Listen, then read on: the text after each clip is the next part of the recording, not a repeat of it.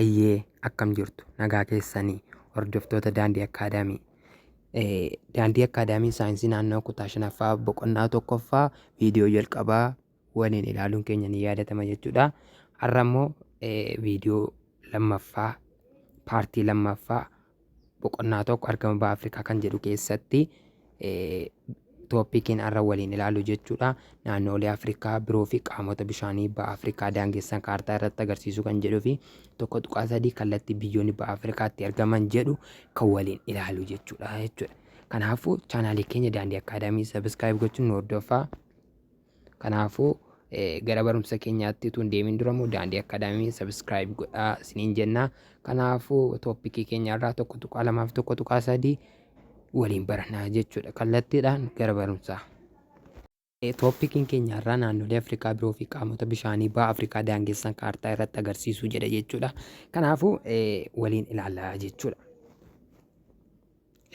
Maalidha kuni naannolee ba'a Afrikaa biroo fi qaamota bishaanii ba'a Afrikaa qaamota bishaanii fi wantoota ba'a Afrikaa daangessan kaartaa irratti haala kamiin akka argamanii waliin ilaallaa jechuudha.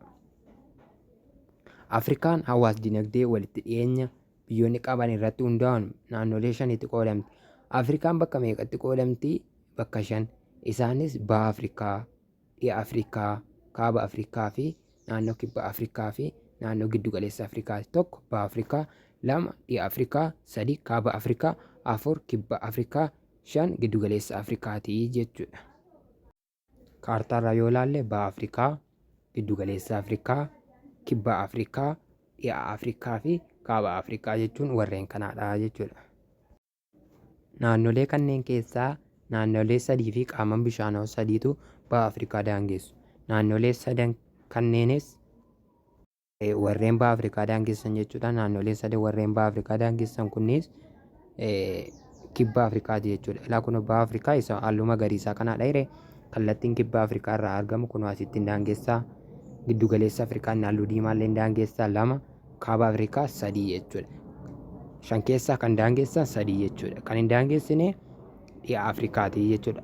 Kanaafuu naannolee sadiitu daangessaa tokko hin daangessu jechuudha. Kan ba'a Afrikaan daangessine dhiha Afrikaati jechuudha. Qaamman bishaanoo sadii kan jedhe immoo jechuudha. Kunoo kuni Eertiraa kan jedhu kana biratti galaana diimaadha jechuudha. Kunoo barreeffamaan jira. Galaana diimaadha kunii jechuudha. Tokko ba'a Afrikaan daangessaa. Galoo galaana Eden lama hin daangessaa. Garba guddaa Hindiillee hin daangessaa jechuudha. Kanaafuu naannolee ba'a Afrikaa daangessan sadii fi qaamman bishaanoo sadiin daangeffamti ba'a Afrikaa jechuudha. Warreen kana sadan seeraan qabachuu qabdu jechuudha. Naannoleen ba'a Afrikaa daangessan Afrikaa kaabaa, Afrikaa kibbaa fi Afrikaa giddu galeessaati jechuudha. Kan hin daangessine immoo Afrikaa dhiyaatii jechuudha. Qaamman bishaanoon immoo galaana diimaa, galoo galaana Edenii fi garbi guddaa Hindiin immoo Afrikaa daangessu jechuudha. Ba'a Afrikaa daangessu kana qabadhaa jechuudha. Tooppikiin keenya lammaffaan irraa immoo kallattii biyyoonni ba'a Afrikaa itti argaman. Biyyoonni ba'a Afrikaa kallattiin kamiin akka argaman waliin ilaallaa jechuudha. Biyyoonni ba'a Afrikaa kallattii kamitti argamu jedha.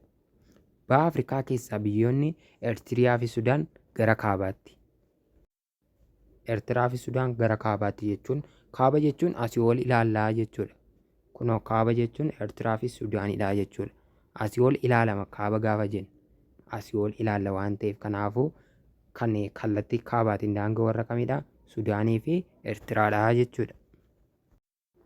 Jibuutii fi Soomaaliyaan gara ba'aatti. Jibuutii fi Soomaaliyaan gara eessaatti? Gara ba'aatti. Kallattiin ba'a immoo kallattii kamidha? Kallattii kanaadha jechuudha. Kallattii Jibuutii fi Soomaaliyaan kallattii kana irratti argamanidha jechuudha. Baay'ee kallattii kanaadha. Kanaafuu eessaan daangaa jechuudha. Ba'a Afrikaa kallattii ba'aatiin eenyu daangessaa? Jibuutii fi Soomaaliyaan illee jiru jechuudha. Kallattii ba'aatiin isaantu argama. Kallattii kaabaan Sudaanii fi Eertiraadha jechuudha. Sudaan kibbaa gara dhiyaatti yoo argaman Sudaan kibbaa eessatti argama jechuudha? Gara dhiyaa. Dhii jechuun immoo kallattii kanaadha jechuudha. Bahi Soomaaliyaa ergatee faallaansaa dhii immoo kibba Sudaan yookaan Sudaan kibbaati jechuudha. Biyyoonni akka Ugaandaa, Keeniyaa, Ruwaandaa, Buruundii fi Tanzaaniyaa gara kallattii kibbaatiin argamu jechuudha.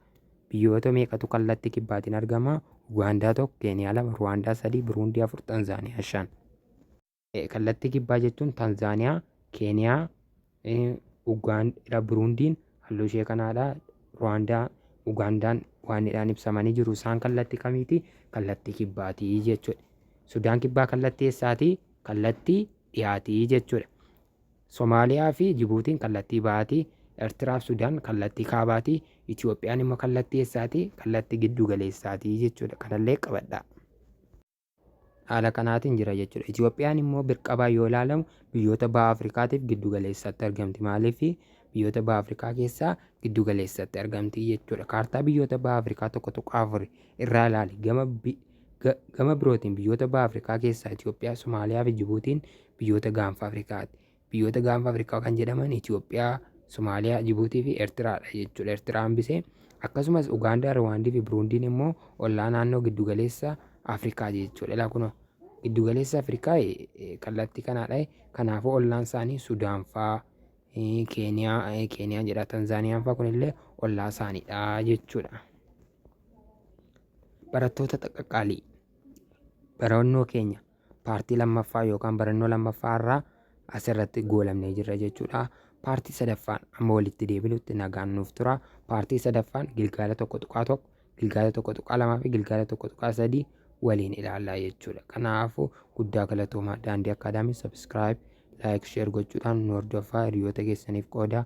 Yoo viidiyoo keenya jaallattan laayik godhaa. Guddaa galatoomaa. Nagaan nuuf tura. Amma paartii sadaffaa walitti deebinutti.